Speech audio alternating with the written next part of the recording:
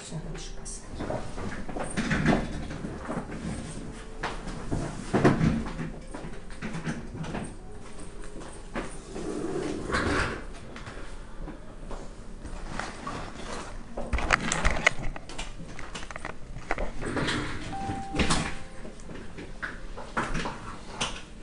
Vamos aguardar, porque o pessoal vai entrando aos poucos. Aí, já estamos chegando, gente.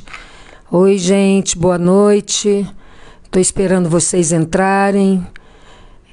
Mais uma vez, hoje, dia 10 de julho de 2023. Fátima Montenegro, do canal GNSI Web TV. Direto aqui com o excelentíssimo senhor Dr. Giovanni Veras. É um prazer estar aqui levando para vocês em tempo real o que acontece aqui em Brasília. E aqui com o Dr. Giovanni nós vamos tirar todas as dúvidas que nós temos. Eu quero pedir a vocês que, por favor, pessoas curtam e compartilhem. É necessário que todo mundo saiba o que realmente está acontecendo com os patriotas, com o cacique Sererê, e não tem pessoa melhor para falar a respeito disso. Boa noite a todos e que Deus abençoe aqui a nossa entrevista. Dr. Giovanni Veras, boa noite. Boa noite, Fátima. É um prazer ter essa oportunidade de poder falar um pouco do cacique Sererê e dos patriotas, que já alguns estão em liberdade e outros ainda estão presos ainda na penitenciária da Papuda. Doutor Giovanni, quem é o Giovanni Veras, esse advogado que hoje está sendo tão falado e procurado diante do acontecido do dia 8 de janeiro e do dia 12 de dezembro? Fátima, durante 33 anos da minha vida, eu fui delegado da Polícia Federal. Eu combati o crime organizado, fiz várias prisões de personalidades ilustres, que alguns já estão soltos. Combati o crime com todo o vigor que a lei assim determina. E antes de me aposentar, eu me preparei e eu sempre falei que jamais atuaria no crime para defender bandido. Né? Porque eu passei minha vida combatendo o crime, agora eu estou defendendo? Não tem lógica, né? Não tem sentido. E aí, quando surgiu a situação dos patriotas, que eu vi que eles não eram criminosos, então eu resolvi abraçar a causa dele. Inclusive, com algumas dessas pessoas que sequer estavam no QG. Chegaram num domingo à noite, 8 horas da noite, do dia 8, e no dia seguinte foi preso, pelo simples fato de estar ali no meio dos patriotas. Doutor Giovanni, vamos pegar o início dessa história, né? O dia 12, quando teve o ocorrido com o cacique Sererê, depois veio todo aquele problema ali em frente à Polícia Federal, nós sabemos disso. Vamos falar aos poucos até chegar o dia 8. Eu quero, porque antes do senhor ser o advogado do cacique Sererê, vários advogados tomaram a frente. E alguns índios, algumas etnias, tinha aquela reclamação que não conseguia chegar próximo ao cacique, que ninguém sabia o que estava acontecendo. O senhor consegue dar mais ou menos, passar para as pessoas o que realmente aconteceu? Bom, no dia 12 de dezembro de 2022, por volta das 2h30 da tarde, eu estava na reunião, o cacique Sererê me ligou, deixou um recado na minha caixa postal dizendo que ele ia falar muito comigo, e tinha uma certa urgência. E como a reunião se estendeu, ele retornou de novo a segunda ligação, eu não pude atender, e deixou outro recado, dizendo que precisava falar comigo urgentemente, porque tinha um cacique de outra aldeia, que é ligada ao PT, que estava ameaçando ele de morte.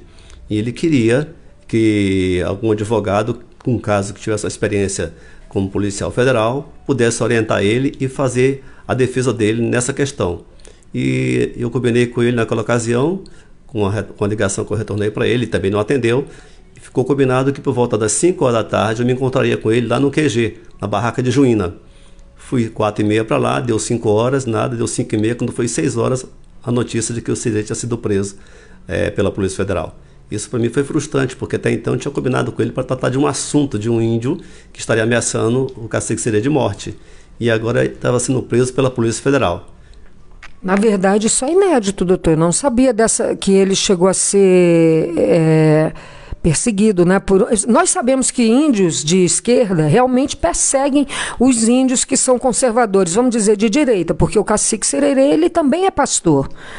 E esse índio, o senhor sabe desse índio? Alguma notícia a respeito disso? Ou se ele era infiltrado ali dentro do QG e estava ali vigiando o cacique em todos os pontos que ele passava? Na verdade, esse índio é de outra etnia, né? O cacique Sererê ser pastor e ser conservador, ele era odiado pela esquerda. E esse índio era de esquerda. E não aceitava o Sererê estar à frente como um líder da tribo Chavante, fazendo o trabalho de evangelização e o trabalho de buscar transparência nas eleições de 2022. E aí ele ameaçou o Sererê por algumas vezes. O Sererê, com medo, me ligou pedindo a minha ajuda para que eu pudesse orientá-lo como proceder com relação a esse índio. Mas eu não tive oportunidade de falar com ele pessoalmente naquele momento, porque ele foi preso por volta das 6 horas no deslocamento do Palácio da Alvorada para o QG. Doutor, um relato meu. Eu, como repórter, eu cheguei a entrevistar dentro do Congresso mesmo alguns índios de esquerda. Quando eu cheguei a perguntar do cacique Sererê, eles falaram assim, aquele índio bolsonarista... nós estamos vivendo um momento de ideologia que as pessoas falam em... Não no Brasil, eu não sou patriota, eu sou bolsonarista. E acho que isso pegou muito para o cacique Sererê, né? O que o senhor tem mais a dizer, a relatar desse tempo que o senhor está aí acompanhando o Sererê? Olha, na ocasião que o cacique Sererê foi preso, no dia 12 de dezembro de 2022, ele, quando chegou na sede da Polícia Federal, já tinha uma advogada lá, previamente, esperando por ele.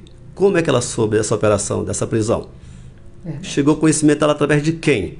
O fato é que naquele burburinho todo, o Sererê preocupado, a polícia cercando o prédio todo, houve aquele tumulto em que a informação de que os antipas tocaram fogo em ônibus e atribuíram isso aos patriotas, né? E aí essa advogada estava dentro da sede da Polícia Federal e o Sererê, desesperado, não tem a quem recorrer, resolveu assinar uma procuração para ela, para fazer a defesa dos interesses do Sererê. Essa advogada ficou aproximadamente 2 meses fazendo a defesa do Sererê só de pano, que na verdade nenhuma peça técnica foi produzida em favor do Sererê. A única peça que ela produziu durante esses quase 2 meses que ela esteve à frente da defesa do Sererê foi fazer um induto. Nós todos sabemos que o induto tem que ter uma condenação definitiva com trânsito julgado. E um detalhe, sequer tinha inquérito, sequer tinha ação penal, que tinha uma representação pela prisão temporária do Sererê por 5 dias, que na verdade essa prisão temporária foi transformada em 10 dias. Né? E, no entanto, logo em seguida, no 10º dia, ela foi convertida em prisão preventiva de ofício pelo ministro Alexandre de Moraes. O senhor acredita que ela atrapalhou toda a situação do cacique, do Sererê? Sim, se ela tivesse atuado tecnicamente, fazendo as defesas como manda a lei, ele teria entrado com pedido de revogação de prisão temporária. Ela não fez. Ela permitiu que fosse transformada em preventiva. Ela também não fez nenhuma medida para revogar a prisão preventiva. Ela fez um induto que não tem nada a ver. Isso constitui até cessamento de defesa, o fato dela ter feito essa peça, que na verdade não surgiu efeito nenhum. E isso acabou trazendo problema para o Sererê, porque ele ficou preso praticamente 2 meses e alguns dias durante o período que ela estava à frente da defesa dele. Ela impediu da família ter acesso ao Sererê e impediu dos outros advogados terem acesso ao Sererê. Foi uma luta que só depois que a dona Sueli conseguiu entrar na papuda para esclarecer o Sererê que estava acontecendo, quem era aquela advogada, que o Sererê caiu na real e viu que realmente estava sendo enganado. E aí foi a dona Sueli convenceu o Sererê a revogar a procuração dela. E nós entramos a partir daí. E onde está essa advogada hoje, doutor Giovanni? Bom, eu não sei onde é que ela anda. Me parece que a OAB dela é de Brasília. Mas ela me parece uma pessoa despreparada do ponto de vista jurídico, porque uma pessoa que ingressa com induto num caso que sequer tem inquérito, sequer tem ação penal, é desconhecer a lei. Sim, aí depois, doutor Giovanni, que o senhor entrou no caso, foi logo após isso? Ou entraram outros advogados? Tiveram outros advogados ainda? Na verdade, como o Sererê é uma pessoa famosa, muitos advogados se ofereceram para advogar para a dona Sueli, que é a esposa do Sererê. Foram lá a ponto de dizer que faria a defesa dele graciosamente, pro bono, sem cobrar nada. Mas a dona Sueli não se sentiu convencida por aqueles advogados. E ela ela descobriu que eu já tinha sido delegado da Polícia Federal e tinha uma experiência nessa área de inquérito, então ela me procurou e pediu nossa ajuda. E nós estamos, desde 3 meses atrás, que nós estamos defendendo o Sererê, já tomando todas as medidas cabíveis para colocar em liberdade, mas infelizmente o ministro Alexandre de Moraes ainda não deferiu nenhuma das nossas medidas. Doutor Giovanni, qual é a situação hoje física da saúde do cacique Sererê? O cacique Sererê, ele é portador de diabetes tipo 2. Ele já está com um problema seríssimo de visão turva, ele está com debilidade na parte inferiores, nas pernas, ele não corre mais, ele anda com dificuldade, ele está com secura na boca, ele não está com a mesma saúde que estava antes de ser preso. Porque na condição de diabético, a tendência aos órgãos é ir desfalecendo aos poucos, inclusive causar a cegueira dele, né? A alimentação também não ajuda, né? A alimentação é péssima. E nós até representamos junto à doutora Leila Cury, que é a juíza da Vara de Execuções Penais de Brasília, pedindo que fosse mudada a alimentação dele e também fosse feita uma dieta especial e fosse submetido a uma junta médica. A doutora Leila atendeu o nosso pedido, determinou que a direção da Papuda mudasse a alimentação dele, também oferecesse uma dieta diferenciada e fosse submetido a uma junta médica. Só que isso nunca aconteceu. Das vezes que eu fui visitar o Sererê depois dessa decisão, eu perguntei para ele: Sererê, teve algum médico aqui te visitando? Você foi submetido a alguma junta médica? Mudaram a tua alimentação? Ele falou: não mudou nada. A única coisa que fizeram aqui no meu dedo veio furar o meu dedo, coletou o sangue do meu dedo, levou e não sei qual o resultado dessa coleta. Nossa. Aí eu reiterei de novo, pedi para a doutora Leila, dizendo que ela não foi cumprida a determinação dela de mudar a alimentação do Sererê e também a questão do acompanhamento médico. Ela reiterou e até hoje continua do meu jeito. O Sererê continua lá sem assistência médica, porque tem que ter um profissional especializado nessa área para cuidar do Sererê. Ele é diabetes tipo 2, o que se tem lá é clínica geral. Ele teria que ter, no mínimo, ter levado para o hospital para fazer um acompanhamento médico. Doutor, uma dúvida. Se vier o caso, né, do cacique Sererê sofrer algum problema dentro da prisão, quem responde por isso? O Estado é responsável pela segurança do Sererê, pelo bem-estar dele. O Estado. Cabe aí o Estado zelar pela segurança, pela integridade física, moral e psicológica dele. Se isso não está acontecendo, o Estado está devendo. Muito sério, viu, doutor? Doutor, eu gostaria que o senhor falasse para a gente aqui sobre os patriotas. Vamos explicar para o pessoal não sei se o senhor sabe dar essa informação, quantos patriotas em Brasília, ao total, foram presos, quantos estão ainda detidos, como é que está a situação dos patriotas hoje, atualmente? Fátima, eu advogo para 41 patriotas, né? Dos 41, 39 nós já conseguimos a liberdade com tornozeleira. Ainda tem 2 que estão presos ainda, o cacique Sererê, o Luiz André, e tem um outro que também nós estamos defendendo, é o Valdomiro. Esses patriotas, um é do Maranhão, o outro é do Pará e o outro é do Mato Grosso. A maioria dos patriotas que foram presos é de fora, porque eles vieram para cá no movimento pacífico, chegaram aqui no dia 7, com o objetivo de fazer uma manifestação pacífica, como manda a Constituição Federal, e, no entanto, foi preso pelo simples fato de estar ali no QG.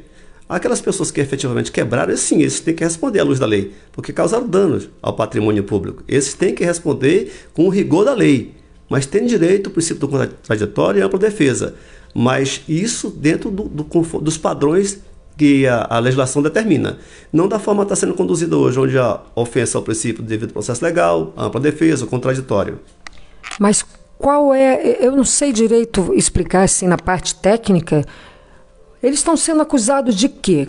Qual é a lei ou o artigo que está sendo acusado todos esses patriotas, doutor?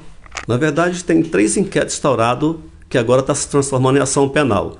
O inquérito 4921 são aqueles patriotas que foram pegos ali nos arredores do QG, que foram enquadrados no artigo 286, que é incitação ao crime, e o artigo 288, que é associação criminosa. Se somasse as penas todas, dá uma pena inferior a 4 anos. Lógico, seria um crime de menor potencial ofensivo, que caberia, inclusive, o acordo de não persecução penal, né? Ou seja, reconhecer a culpa sem ter culpa.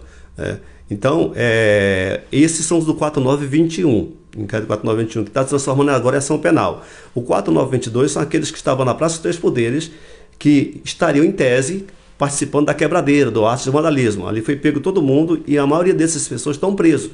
90% está preso ainda lá, ora na colmeia, ora na papuda. Então, esses são uma minoria, né? E tem um outro que é aquele que financiou, né? Que participou do financiamento para bancar essa manifestação, mas não da forma que deveria ser, que a manifestação era pacífica. Se alguém bancou para quebrar, esse alguém tem que responder pelos crimes. Doutor, então esses que saem com a tornozeleira, tem previsão de tirar essa tornozeleira? Vai todo mundo, então, na verdade, em tese, todo mundo está preso. Porque se está em casa com tornozeleira, ele não pode ter uma vida normal. Eu fiquei sabendo que tem vários patriotas que perderam emprego, perderam a família, separaram a família, uns viraram as costas, não querem saber, perderam tudo. Esses que estão... Tem previsão de tirar essa tornozeleira? Quando isso vai acabar, doutor? Nós já iniciamos os pedidos para retirada da tornozeleira e a devolução dos celulares que foram apreendidos, né? Mas até hoje ainda não foi decidido nada. Está tudo lá com o ministro Alexandre de Moraes. Tem um caso muito clássico de um senhor que é caminhoneiro. Ele tira o sustento como caminhoneiro, viaja o Brasil todo, ele está com a tornozeleira e não pode sair de casa. No máximo, ir ao médico e tem que comunicar com antecedência. Ele está desempregado porque ele é caminhoneiro e não pode sair. Como é que ele vai ganhar o pão de cada dia dele? Então, está praticamente dentro de casa. A esposa, ela tinha uma atividade fora, vendendo um ambulante, não pode vender, está fazendo bolo e o cliente vai buscar na casa dela esses bolos. E ele depende dela. Surgiu a oportunidade agora dele ser auxiliar de pedreiro ali nas imediações da casa onde ele mora, porque ele não pode avançar. Ele está trabalhando de auxiliar de pedreiro para ganhar um mísero salário lá para cobrir as despesas. E assim mesmo não dá conta. Então, são situações de penúria. Tem outro que tinha 27 anos lá de Santa Catarina e ia se aposentar daqui a 3 anos. Com a prisão, ele perdeu o emprego e perdeu a aposentadoria. Como é que fica a situação desse moço? Um senhor de idade que passou a vida toda, 27 anos, trabalhando na empresa, se preparando para se aposentar, aí com a prisão dele, a empresa tomou conhecimento e ficou 3 meses preso, e aí demitiu ele. Demitiu por justa causa. Mas a empresa podia ajudar, né, doutor? Se quisesse, vendo a situação, né? A gente sabe que agora todo mundo, de uma certa forma, se não houver essa união, como é que vai ser o nosso Brasil? Tudo está sendo enfiado de goela abaixo, as pessoas estão simplesmente uma canetada, prende, acabou, não sai mais, não faz mais. E o senhor, como advogado, o senhor corre algum risco, alguma tensão assim, até mesmo da justiça maior, doutor? Na verdade, o advogado tem autonomia para advogar. Senão não teria sentido eu defender uma pessoa que eu entendo que seja inocente e ser responsabilizado por as minhas ações. Se as minhas ações constituem crime, sim, eu vou responder pelos atos que eu venho praticar. Mas eu estou na defesa desses patriotas. Eu estou defendendo aquilo que é defensável, não estou defendendo o que é indefensável. Então, eu entendo que onde eu puder chegar dentro da lei, eu vou adiante. Tá? Eu oriento, inclusive, os patriotas que estão realmente com tornozeleira, não quebrem, não saiam. Fiquem nos limites, que nós estamos trabalhando para libertá-los, para tirar aquela tornozeleira e liberar os celulares deles. E eles têm obedecido. Todos eles, inclusive, tem uns que estão com depressão. Tem 2 ou 3 aí que a mulher esposa não está aguentando mais. Que ele não dorme mais à noite, ele acorda de madrugada, quando consegue dormir, acorda de madrugada com pesadelos, achando que está na papuda. Estou emagrecendo porque não tem apetite para comer. Cada caso é um caso. Então isso me causa preocupação. Porque a pena não ficou só na papuda, ficou na casa dele também. Alcançou a família e a família está pagando a pena junto com eles. Doutor Giovanni, eu fiquei sabendo que teve advogado que estava sendo perseguido por estar ali ajudando os patriotas. Isso chegou ao conhecimento do senhor? Não é do meu conhecimento, não. É de que tem advogado sendo perseguido. O que está acontecendo é que a gente peticiona, pelo menos quando eu fui pegar o caso do Sererê, eu peticionei uns 2 meses para ter acesso aos autos do Sererê e o Supremo não me liberou os autos. E é direito do advogado ter acesso aos autos. Como é que eu vou defender uma pessoa se eu não conheço os fatos que são atribuídos a eles? Então eu tenho que conhecer os fatos e isso demorou 2 meses para ter acesso. Isso realmente é uma ofensa ao direito da pessoa que está sendo assistida. Mas isso também não quer dizer que eu vou bater de frente. Eu vou continuar cobrando a postura do ministro. Tudo na lei, né, doutor? Tudo dentro da lei. E eu quero saber a OAB. Onde está a OAB nesse caso? Olha, a OAB particularmente não me representa mais. A OAB que está aí hoje. Ela dita uma posição, pelo menos isenta, porque a OAB foi criada para defender a categoria. Estou vendo colegas aí com dificuldade de acesso aos autos. Logo no início, chegamos até a convocar o presidente da OAB para ele se manifestar, né, acerca do direito de ter acesso aos autos. E essa conversa ficou só ali nos quatro cantos, não expandiu. Eu estou vendo aí alguns momentos, alguns advogados reclamar das prerrogativas que não estão sendo respeitadas pela Papuda, que eles mudam os horários. Agora mesmo nós tínhamos 4 salas de visita presencial, reduzido para 2, eram 4 salas virtuais reduzido para 2. Então, onde é que está o direito do advogado de fazer a defesa do assistido? Então, a OAB, ela para mim não me representa, porque ela não está fazendo a defesa dos advogados na forma que a lei determina. Mas, infelizmente, os advogados pagam caríssimos, né? A OAB, né? Porque eu acho que é a única categoria, porque não tem categoria de médico, não tem outro profissional que pague para poder trabalhar, advogar. A OAB tem que pagar. Incrível. Doutor, eu vi, tem umas cartas, né, que eu até tive acesso, uma carta, eu acho que foi de um patriota, deixa eu ver aqui. Só para vocês entenderem, isso aqui, ó, é uma caixinha de suco de uva. Aqui é uma carta foi da Papuda, de um patriota. A letra não é muito legível, do dia 16/5/2023. Eu posso ler, doutor, essa carta aqui? Essas cartas, os patriotas que estão saindo da Papuda, isso. O que fica preso, manda a carta para aquele que está saindo. Ó, entrega essa carta para minha mulher, para meu filho. Foi assim que eu recebi. Então, é dessa forma que eles agem. Então, eles fazem a cartinha, aquele que está saindo, leva a carta e entrega para a família. É dessa forma. Eles não têm papel lá para fazer a carta, eles pegam aqueles caixinhas de suco de uva, eles cortam ela, ou melhor, não é que corta, eles com a mão mesmo ele vai tirando, que ele não pode usar tesoura nem faca, instrumento contundente lá, ele vai, rasga a caixa de suco de uva e escreve lá algumas palavras e encaminha para a família através daquele patriota que está sendo imposto em liberdade. Foi assim que eu recebi essa, né? Então, olha só, gente, esse aqui eu não posso, né, falar muito, mas esse aqui foi do Sererê, do cacique Sererê. Tá tão difícil a letra aqui, mas como você está, senhorita... Ai, difícil ler. Espero que a senhorita esteja bem. Filha, seja obediente à sua mãe. Ajuda a cuidar do seu irmãozinho. Zequinho. Honra sua mãe. Ai, eu quero chorar e eu não consigo ler. Essa aqui é uma carta feita aqui numa caixinha de suco. E eu pergunto a vocês, patriotas, o que faz alimentar o mal? É o medo.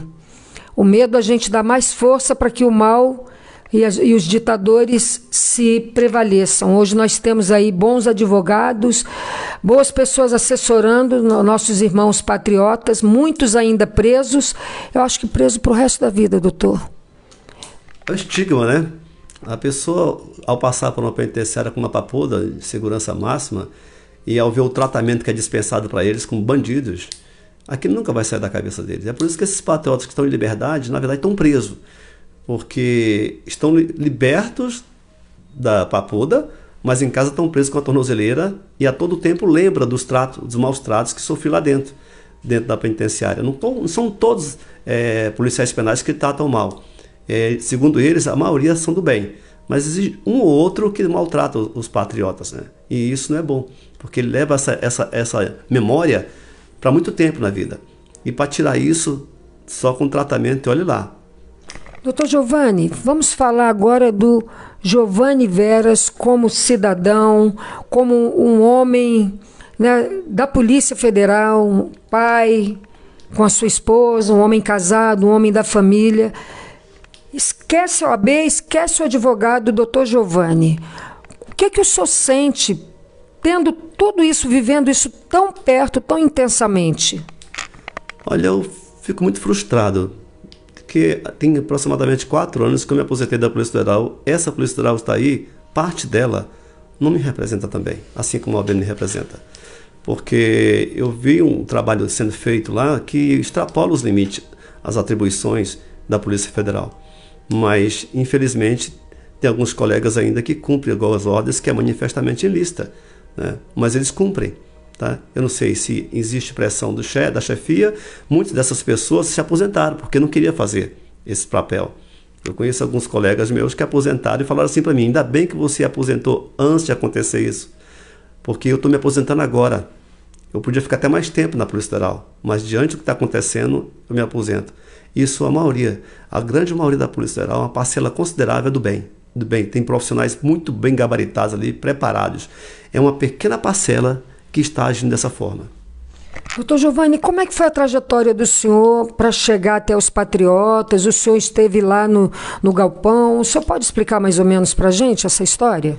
Olha, eu acompanhei desde o dia 9 de janeiro de 2023 o comboio de ônibus que saíram da Superintendência da Polícia Federal. Eram 46 ônibus. Um dos patriotas que estava dentro do ônibus me ligou quando ele estava no QG ainda, quando ele falou que a polícia tinha mandado eles entrar no ônibus para ir para a rodoviária para ir embora. E eles entraram achando que estavam indo realmente embora. Só que eles mudaram a rota, foram parar na Superintendência da Polícia Federal no final da W3 Sul. E eu cheguei exatamente no momento que os ônibus estavam chegando na Superintendência. O último carro, o Serra Fila, era o meu. Eu acompanhei, 46 ônibus. E aqueles ônibus ficaram tudo largados dentro do complexo do setor policial sul ali. Pessoas ali, senhoras de idade, desmaiando, sem água, nos ônibus fechados, sem banheiro, sem comida. Enfim, eu vi senhoras ali caídas, desmaiadas. E eu pensando, foi aqui nesse lugar onde eu trabalhei, eu estou vendo essa cena? Não. Aquilo ficou na minha memória até hoje, nunca vai sair. E aí passaram 3 horas e meia ali, aquele povo todo esperando a resposta do que ia ser feito com eles. De repente receberam ordem de levar para a academia da Polícia Federal em Sobradinho. Todo mundo ali daquele ônibus segue em direção à academia da Polícia Federal em Sobradinho. E eu de novo cerrando filas, acompanhando eles. Quando chegou na academia por volta das 3h30 da tarde, que entrou todos aqueles ônibus, e eu entrei, e eu vi o sofrimento daquele povo. Foi jogado, foram passados por inspeção, tiraram tudo, bagagem, roupa, inspeção no corpo, você tinha arma, enfim. E depois foi jogado no ginásio, onde se juntou ali 1.200, 1.300 pessoas, tudo largado no meio lá. Isso por volta das 3h30 da tarde. O almoço foi servido 5h30, 6 horas da tarde, frio. Muitos deles não comeram, né?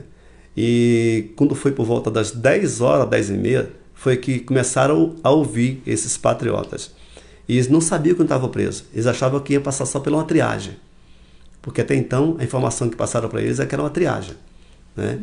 E aí, quando eles receberam a voz de prisão, alguns desmaiaram, caíram, entraram em desespero. Eu vi uma senhora lá que dá um grito tão forte, que foi no fundo da alma.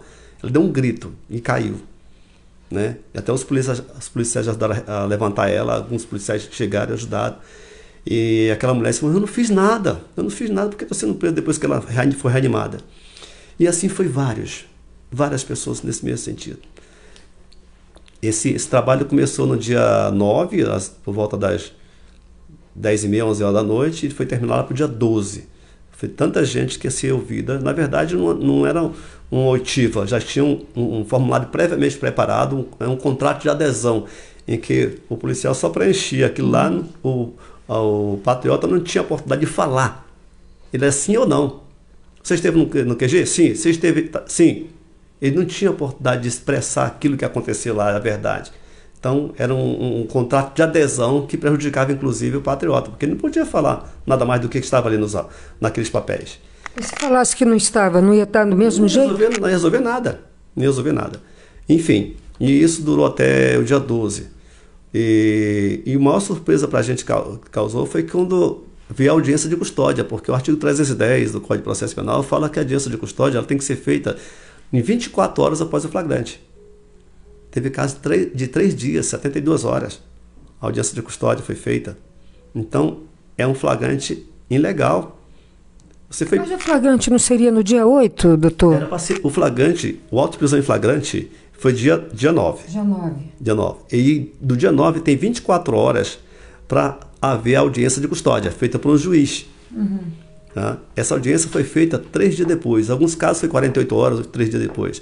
Mas então, desculpa a minha ignorância. O que aconteceu não foi dia 8? A quebradeira não foi dia 8? Não teria que ser no dia 8? Mas a audiência, o flagrante aconteceu no dia 9, na segunda-feira, quando foram autuados.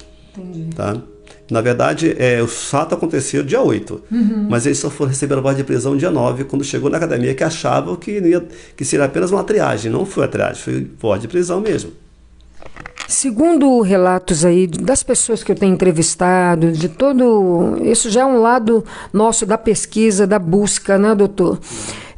As pessoas que foram presas já haviam um galpão separado. Eles haviam solto... Libertaram uns presos antes para ter espaço para esses patriotas. É como se uma coisa já tivesse montada. O senhor ficou sabendo a respeito disso? Eu soube que eu não recordo qual foi o ministro supremo que liberou algumas presas e presos que estavam no regime mais benéfico para abrir espaço para entrar as mulheres, homens e mulheres patriotas. Então tiraram aqueles que estavam já comprovadamente presos com condenação, já tinha culpa demonstrada, para colocar alguém que não tinha culpa formada ainda. Então é meio esquisito isso, né? Você liberar pessoas que já estão condenadas, né? E colocar pessoas que não estão condenadas, que ainda vai passar pelo ainda contraditório. É muito esquisito isso. Eu particularmente entendo isso como um certo ar de suspeição. Doutor, triste, não sei nem o que eu falo. Eu me envolvo demais toda essa situação, porque eu estive também cobrindo algumas coisas lá no QG, alguns relatos de patriotas que saíram, nós também cheguei a filmar, inclusive a última reportagem do Cacique Sererê, ele me deu, e antes da reportagem ele falou para mim que dia 12 ele ia morrer. Ele falou isso para mim, dia 12, para mim e para o Rodrigo Teixeira, que era o que me acompanhava. Ele falou para mim, eu vou morrer dia 12. E dia 12 foi preso. Aconteceu. Eu chego e me arrepio, porque assim foi uma coisa tão intensa, doutor Giovanni. Ele falou, porque ele é um homem de fé, um homem de muita oração, e ele falou para mim, eu vou morrer dia 12. Então, a minha pergunta que fica aqui, o senhor acha que ele ainda sai com vida? O senhor acha que com tudo isso que está acontecendo, ele ainda sai com vida, doutor Giovanni? Fátima, nós conseguimos ter acesso com muita dificuldade ao prontuário médico do Cacique Sererê dentro da Papuda. Eles não entregaram para a gente, para os advogados voluntariamente. Eu tive que entrar na justiça, pedir à juíza da Vara de Execuções Penais, doutora Lília Cury, para mim ter acesso ao prontuário dele, para saber o que estava se passando com o Sererê lá dentro. Porque tinha muita informação de que ele tinha morrido antes de eu fazer a defesa dele, de que ele estava muito mal. E quando eu consegui acesso a esse prontuário médico dele, eu não tenho formação médica, minha formação é jurídica. Eu li, não entendi muita coisa. Então nós chamamos uma profissional da área da saúde que acompanha a família do Sererê lá no Mato Grosso. E ela fez uma interpretação daquele prontuário. Ela disse, o Sererê está vivo por milagre. Porque o que consta aqui nesse prontuário aqui era para estar morto. E aí a gente ainda não satisfeito com essa opinião dela, pegamos um outro profissional, que é um especialista em aparelho digestivo, Dr. Rogério. É um cara muito bem assim, conhecedor da matéria lá nos Estados Unidos. Ele fez um laudo também, que rendeu 25 páginas. A doutora Nicole fez um outro laudo e deu 30 e poucas laudas. E ambos afirmam categoricamente que o Sererê está vivo por um milagre. E eu creio por ele ser um pastor, um homem de Deus. Sim. Deus preservou ele até hoje lá, porque Deus tem propósito com ele lá dentro. Sim. E fora depois dele sair. E como é que está a situação da família hoje, doutor Giovanni? A esposa, os filhos, inclusive o Sererezinho, né, o cacique, muito forte, ele sempre estava de frente. Como é que está a situação da família hoje? A dona Celia está peregrinando em Brasília. Ela vai e volta, isso tem um custo. E ela não pode deixar um lá e voltar só com 2 ou 3. E vem toda a família junto com ela, né? Então vem o mais velho, tem 22 anos, e vem um de 1 ano e 9 meses, que é o Cerezinho, né? Então é a luta. Ela chega, vai para um hotelzinho aí, fica lá um tempo, até ela conseguir pagar. Quando alguém ajuda, tudo bem. Quando não ajuda, ela volta e fica. Atualmente ela hoje está em Brasília. Hoje ela está no lugar que ela até me falou que não revelou, mas é no entorno de Brasília. Porque ela não tem condição de pagar um hotel com 6 pessoas. É ela e mais 5 filhos. Porque a outra filha que mora lá no Mato Grosso, ela está fazendo biomedicina. Então essa não tem como vir. Mas os demais vêm. Tá? E são todos índios. Todos vêm a rigor. Tá? E do filho mais novo dele, que agora fez 1 ano e 9 meses, viu o pai, tem 9 meses que não vê o pai. Eu acho até que nem vai reconhecer o CD quando sair. Né? E isso causa um prejuízo de ordem emocional, financeira, porque ele é o provedor da família. O CD é pastor lá de 3 igrejas, 2 igrejas na aldeia e uma na cidade de Capinópolis. E ele tira o sustento da família de doações, de ofertas, que é feito para a igreja, para sustentar a família. E ele não trabalhando, ele estando preso, não tem como produzir esse recurso.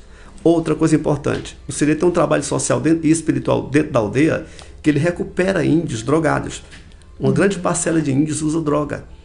Droga lista em lista. É álcool, é cigarro, é maconha, é crack. E essas pessoas ficam jogadas nas praças lá em Capinópolis, na cidade onde ele mora. E ele pega esse povo todo, junto com a dona Sueli, pega esse povo, leva para casa, dá alimentação, dá banho, prega a palavra de Deus para libertar essas pessoas. E isso tem diminuído sobremaneira o número de pessoas viciadas em droga. Agora, com esses 7 meses da ausência dele na tribo, aumentou consideravelmente o número de pessoas dependentes de droga.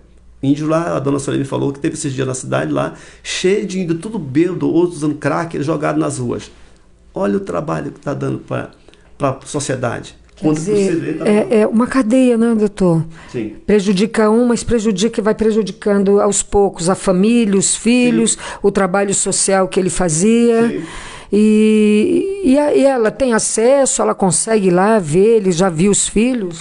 Não, esses dias ela me ligou ontem, eu falei com ela disse que sai uma matéria na penitenciária da Papuda dizendo que ia permitir que os filhos tivessem acesso aos pais.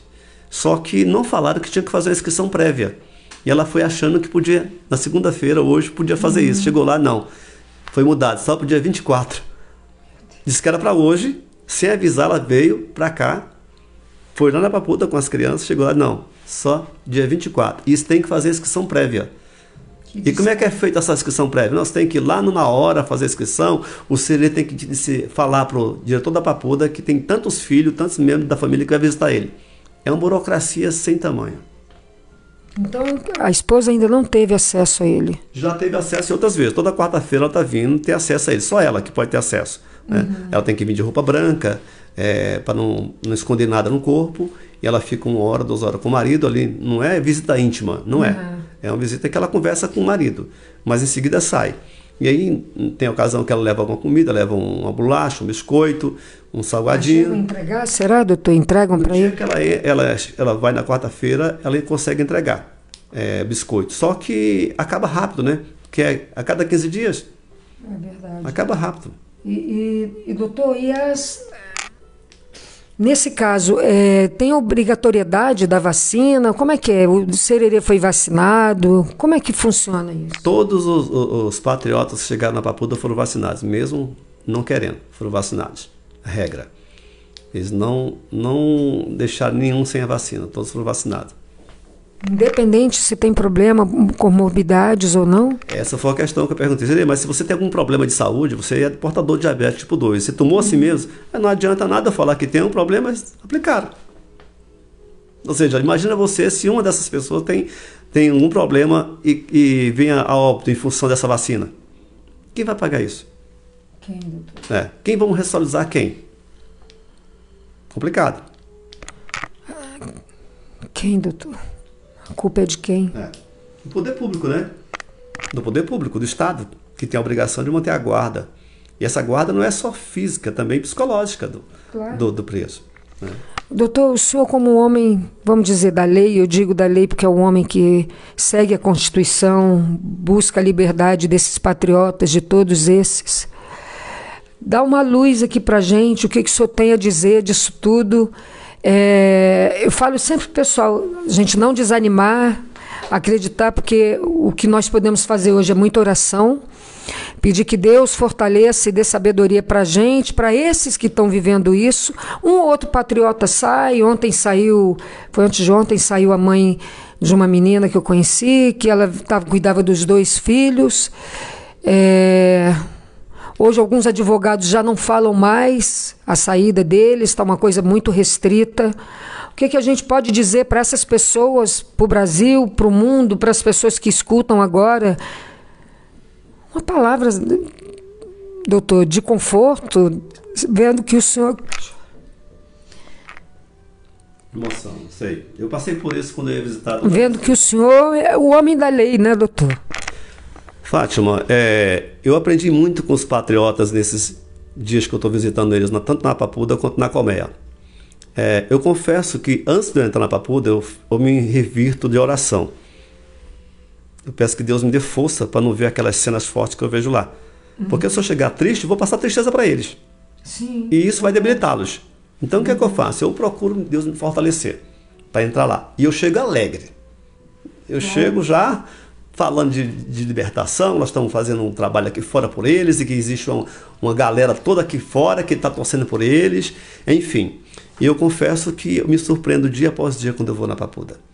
Eles podem estar presos. Eu cheguei a ouvir de um dos patriotas que falou assim: doutor, nós estamos presos fisicamente, mas espiritualmente nós estamos libertos. Verdade. Porque ninguém vai nos segurar. Essa luta não é nossa, essa luta é de Deus.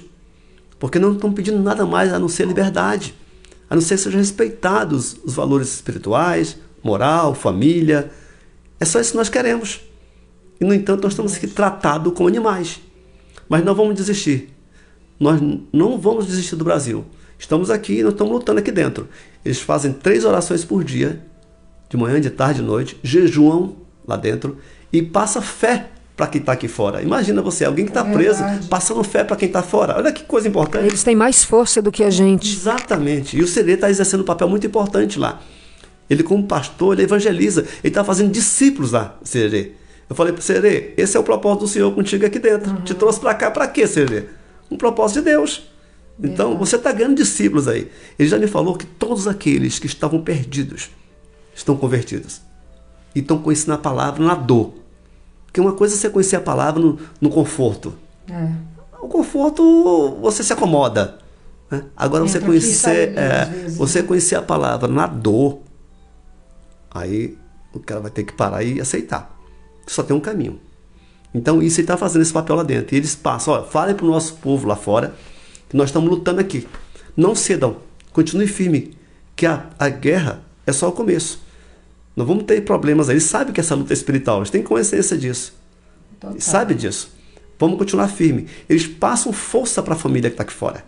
E se eu pudesse gravar lá dentro, quando eu entro com ele, levar um gravador e eu fala isso pro teu irmão, não posso. Eu não posso estar nem com caneta, nem com papel, nem com gravador, nem com celular. Então, eu sou um porta-voz. Fala para minha família isso, eu falo. Está bem, continue firme na fé, não desistam. O Brasil é do povo brasileiro. Nós não vamos perder essa guerra. É porque, na verdade, ali, doutor, claro, a força que eles precisam buscar para poder aguentar aquele momento, né? A alimentação, a falta da família, a falta da liberdade. E nós aqui fora, que acompanhamos tudo o que está acontecendo, que eles não chegam a acompanhar, mesmo que o senhor fale, o senhor pode até comentar, eu acho que o tempo é curto, o que realmente está acontecendo com o país e com o mundo, eles estão um pouco que fechados nisso, né, doutor? Eles não estão entendendo o que está acontecendo, na verdade. Uns saem naquela garra, como eu entrevistei alguns, sem aparecer. Ah, não, mas eu vou lutar pelo meu Brasil, eu vou fazer, vou acontecer. E até aquele que está usando a bandeira do Brasil está sendo cerceado. Agora eles estão colocando de goela abaixo, doutor, que daqui a pouco a nossa bandeira já não tem mais a cor e estão usando a bandeira colorida, não desmerecendo ninguém, porque eu acho que a liberdade é para todos, mas não pode, de alguma forma, enfiar de goela abaixo o que eles querem implantar nesse momento. Então, doutor, eu sinceramente, eu tenho que ser repórter, eu tenho que ser independente, eu tenho que ser neutra na situação, mas eu tento reportar para aquelas pessoas que seguem a gente, que buscam o nosso o que está acontecendo, a notícia em tempo real, que eu falo, nós sempre em tempo real, né? Sim. Sem cortes, sem nada gravado, é tudo ao vivo. Eu não gosto de fazer nada em corte, por isso que eu sempre falo, olha, a minha história vai ser assim, eu vou perguntar e vai fluindo e vai fluindo. Sim. Mas eu posso dizer ao senhor que hoje eu aprendi muito. E que você que às vezes está aí reclamando da vida, reclamando que não tem isso, não tem aquilo, aprendam. Porque realmente quem está vivendo a situação não somos nós, são os patriotas. E nós precisamos nos unir em Deus, em Cristo, para nos fortalecer, para recebê-los. Porque o baque para a gente está sendo grande, para eles muito mais, mas eles estão ali sem saber a verdade que está acontecendo aqui. Nós estamos sendo cerceados de todas as formas. É o nosso canal, que toda hora eles derrubam, eles não levam adiante o que tem que ser levado.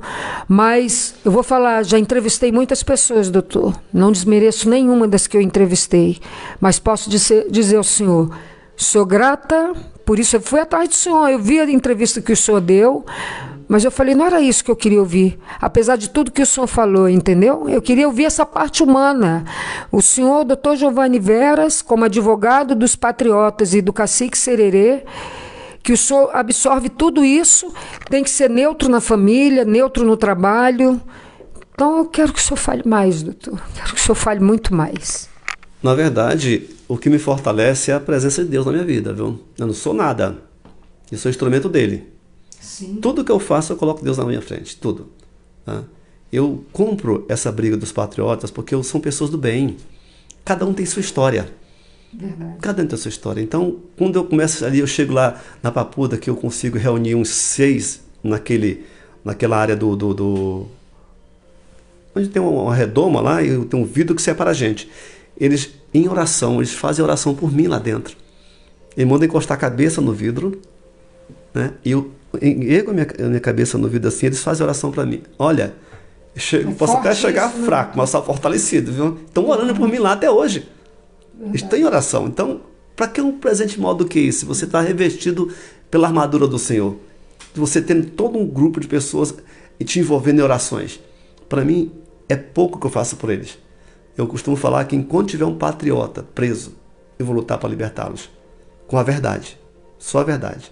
Então, eu conclamo aqui o povo que estão aí em liberdade, os patriotas, os brasileiros que realmente têm interesse de ver esse país livre, continue lutando. Não com as armas dos homens, não, mas com as armas do Senhor. Porque Deus não faz milagre sozinho, não, tá? O milagre é provocado. Você faz a tua parte, Deus faz a parte dele. Mas isso não é da noite para o dia, é um processo.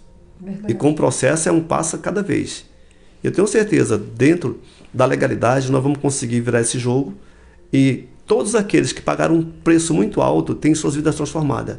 Eu costumo falar que a vida desses patriotas, ela divide em 2 momentos.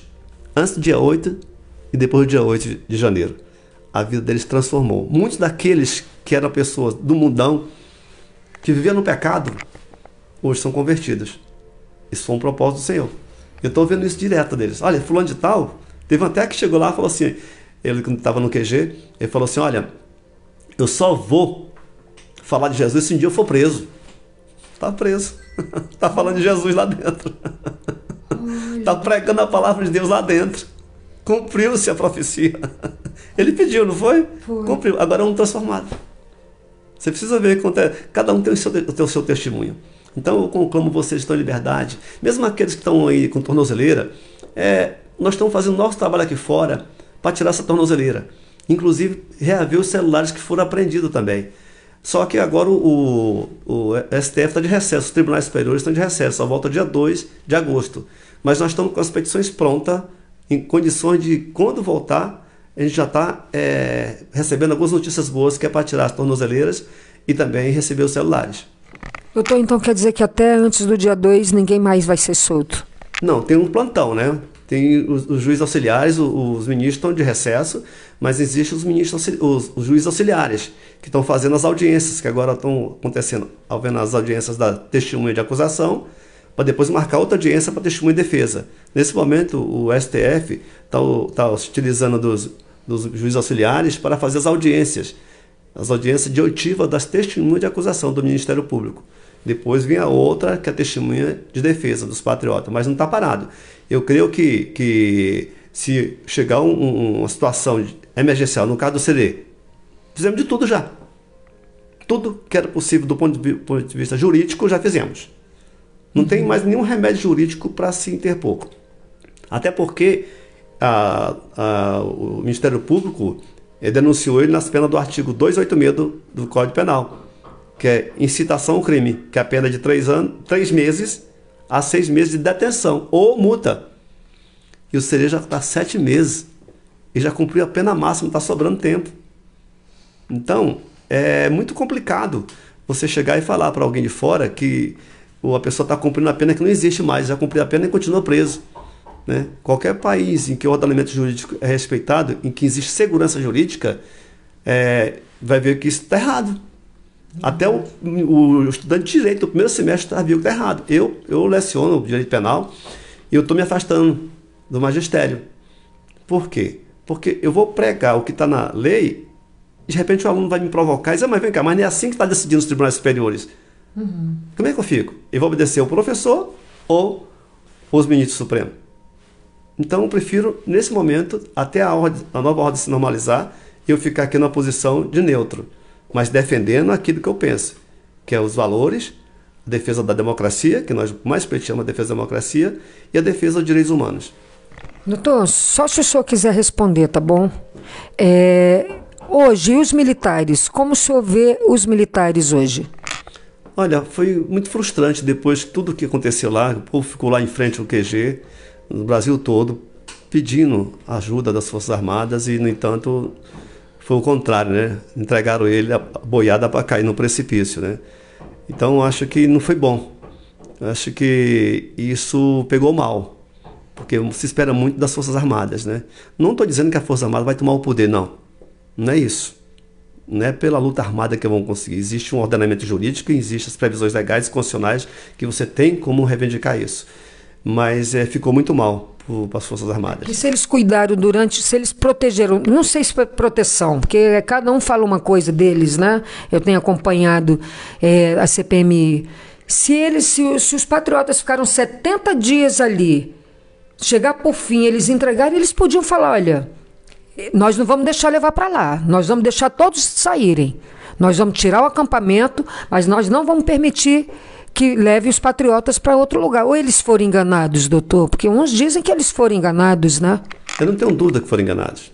Não tenho dúvida disso. Porque no dia, por volta das 6 horas da manhã, do dia 9, segunda-feira, 9 de janeiro, eu recebi uma ligação de um dos patriotas dizendo que estava sendo colocado no ônibus para ir embora para a terra natal deles.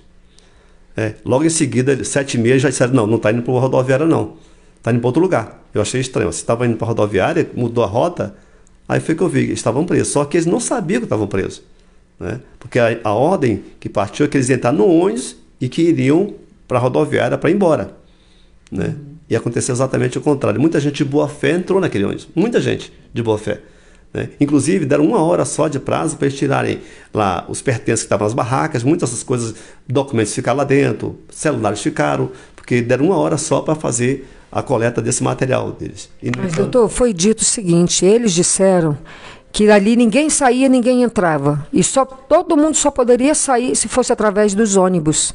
Isso foi uma ordem dada lá dentro no dia. Só poderiam sair se fosse nos ônibus. Não podia ser os ônibus que estavam parados, que já estavam apreendidos.